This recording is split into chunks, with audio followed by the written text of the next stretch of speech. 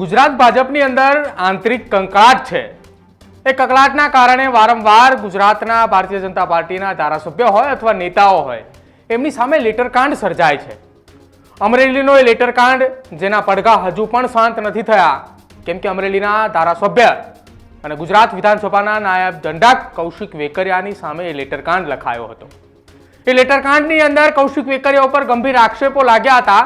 જો કે હજુ એ કેસની તપાસ ચાલુ છે, તેવામાં ભારતીય જનતા પાર્ટીના વધુ એક ધારાસભ્યની સામે એક લેટરકાંડ સર્જાયો છે અને લેટરકાંડ સર્જાતાની સાથે જ ફરી એક વખત સૌરાષ્ટ્રની અંદર ખળભળાટ મચ્યો છે, કેમ કે ફરી એક વખત સૌરાષ્ટ્રના જ ભાજપના એક ધારાસભ્યની સામે લેટર બોમ્બ વાયરલ થવાથી ખળભળાટ મચ્યો છે અને આ વખતે ભ્રષ્ટાચારના ખૂબ મોટા અને ગંભીર આક્ષેપો પણ લાગ્યા છે અને જેની પત્રની નકલ એ દિલ્હી અને ગાંધીનગર સુધી પણ પહોંચી ચૂક્યાનો ઉલ્લેખ આ પત્રની અંદર કરાયો છે। નમસ્કાર, આપ જોઈ રહ્યા છો ન્યૂઝરૂમ ને આપની સાથે હું છું પ્રદીપ। અમરેલીના ધારાસભ્ય કૌશિક વેકરિયાના નામે એક લેટરકાંડ સર્જાયો હતો, જેમાં એ લેટરકાંડની અંદર એવો ઉલ્લેખ કરવામાં આવ્યો હતો કે અમરેલીના ધારાસભ્ય કૌશિક વેકરિયાએ પોલીસ પાસેથી હપ્તો લે છે। જો કે આ કેસની અંદર એક ખૂબ ચર્ચા ચાલી, કેમ કે કોંગ્રેસના આગેવાનો એ આ મામલે સતત વિરોધ નોંધાવતા રહ્યા અને આખી આ ઘટના હજુ પણ ચર્ચાની અંદર છે, કેમ કે એમાં એક 24 વર્ષીય અમરેલીની એક દીકરીનું જાહેરમાં સરઘસ કાઢવામાં આવ્યું હતું ને સરઘસ મામલે હજુ પણ એ મામલો શાંત નથી થયો। તેવામાં વધુ એક ધારાસભ્યની સામે પત્ર વાયરલ થયો છે અને આ પત્ર છે ધોરાજી ઉપલેટાના ધારાસભ્ય મહેન્દ્ર પાડલિયાની સામે। પત્રની શરૂઆત થાય છે કે ઉપલેટા ધોરાજીના લેભાગુ અને ભ્રષ્ટાચારી ધારાસભ્ય ડોક્ટર મહેન્દ્ર પાડલિયાએ ભ્રષ્ટાચારની માંજા મૂકી છે।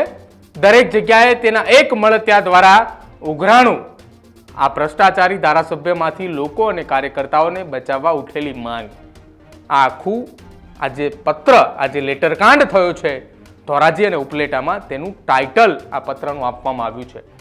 હવે આ પત્રમાં વધુમાં લખ્યું છે કે ભાજપ એટલે એક શિસ્તવાળી પાર્ટી, એક ભ્રષ્ટાચાર વિરુદ્ધની પાર્ટી કહેવામાં પણ ઉપલેટા ધોરાજીના ધારાસભ્ય મહેન્દ્ર પાડલિયાએ એક પોતે જ ભ્રષ્ટાચારમાં ગળાડૂબ છે। દરેક નાના કોન્ટ્રાક્ટર પાસે 2000-3000 ઉઘરાવે અને દેશી દારૂ વેચતા પાસેથી પણ મહેમાન ગતિના પૈસા લેવામાં આવે છે। આટલી હકીકત અને નિમ્ન કક્ષાના ધારાસભ્ય ક્યારે હોય નહીં અને જોયેલા નથી, તેટલી હલકા આ ધારાસભ્ય મહેન્દ્ર પાડલિયા છે। અહીંયા 2000 રૂપિયાથી ચાલુ કરવામાં આવ્યું છે મહેમાન ગતિની પણ વાત આ લેટરની અંદર લખવામાં આવી છે। હવે આ લેટરની તપાસ થવી એ ખૂબ જરૂરી છે અને આ લેટરકાંડ સર્જનાર કોણ છે તેની સામે પણ કાયદાકીય તપાસ એટલા માટે કે આની અંદર લખાવવામાં આવેલા એ આક્ષેપો એ ક્યાં હદ સુધીના લખ્યા છે એ આગળ તમે વાંચો। હવે આની અંદર પોલીસ સ્ટેશન પરથી હપ્તા લેવાના, પીજીવીસીએલના એન્જિનિયર પાસેથી હપ્તા લેવાના, મામલતદાર પાસેથી હપ્તા લેવાના, ડેપ્યુટી કલેક્ટર પાસેથી હપ્તા લેવાના, તાલુકા વિકાસ અધિકારી પાસેથી હપ્તા લેવાના અને તે હપ્તા પણ ઉપલેટા સર્કિટ હાઉસ ખાતે આ રાજા ધારાસભ્ય મહેન્દ્ર પાડલિયાને પહોંચાડવાના। ડોક્ટર પાડલિયા જ્યારે કુલપતિ હતા ત્યારે પણ તેમને આવા જ ધંધા કરેલા છે। સાચો અને નિષ્ઠાવાળો કાર્યકર આ ભ્રષ્ટાચાર પાસે બિચારો થઈ ગયો છે। હવે આમાંથી બચાવો તેવી બોમ્બ આમ જનતામાંથી નીકળી રહી છે। વધુમાં આ પત્રની અંદર લખ્યું છે કે સાચા અને નિષ્ઠાવાળા કાર્યકરોને ધારાસભ્ય પોલીસ દ્વારા માર ખવડાવે તેવી હલકી પ્રકારના આ ધારાસભ્ય છે। કોઈ આ ધારાસભ્યમાંથી બચાવો તેવી કાર્યકર અને લોકોમાં માંગ ઉઠી છે।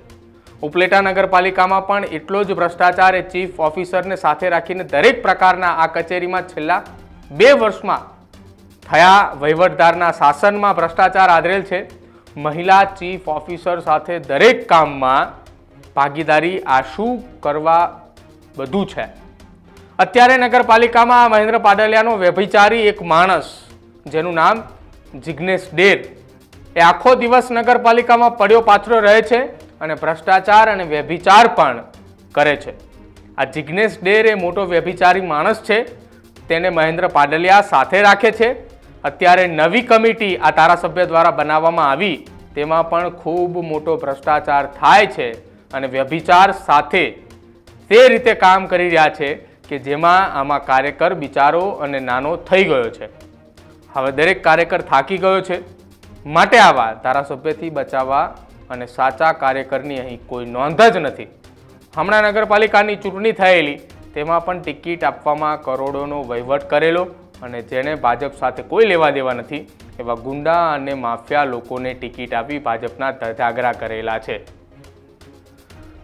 ઉપલેટા અને ધોરાજીના ધારાસભ્ય મહેન્દ્ર પાડલિયા છે, તેમની વિરુદ્ધ આ પ્રકારના ગંભીર આક્ષેપો લાગ્યા છે કે તેમની સાથે રહેનારો એક વ્યક્તિ, જે વ્યક્તિ વ્યભિચારી છે અને વ્યક્તિની સાથે રાખીને મહેન્દ્ર પાડલિયા આ પ્રકારના કામ કરી રહ્યા છે. આવા આક્ષેપો આ પત્રની અંદર લખાયા છે.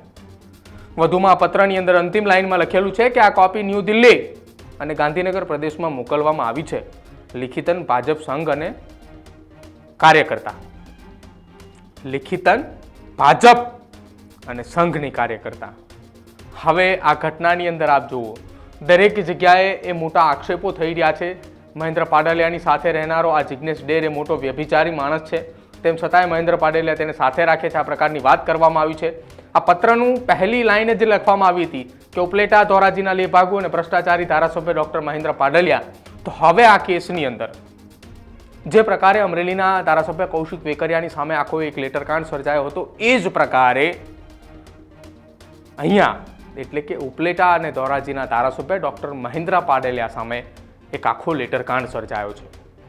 હવે આ લેટરકાંડની અંદર તપાસ એ થવી જરૂરી છે, કેમ કે એક ધારાસભ્ય સામે આ પ્રકારના ગંભીર આક્ષેપો જ્યારે લાગતા હોય છે ત્યારે ખરેખર એ આક્ષેપો એ પાયા વિહોણા છે કે એ આક્ષેપોની અંદર કોઈ પુરાવા છે.